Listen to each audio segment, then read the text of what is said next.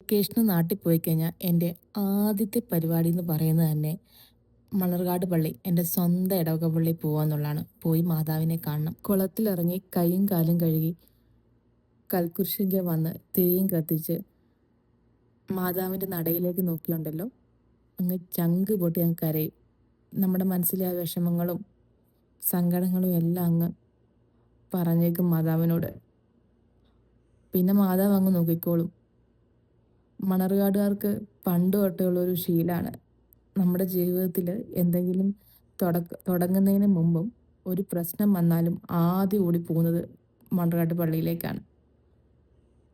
പള്ളിയിൽ പോയി മാതാവിനോട് കാര്യം പറയുക. പിന്നെ അമ്മ നോക്കിക്കോളുമെന്നേ എല്ലാ കാര്യങ്ങളും.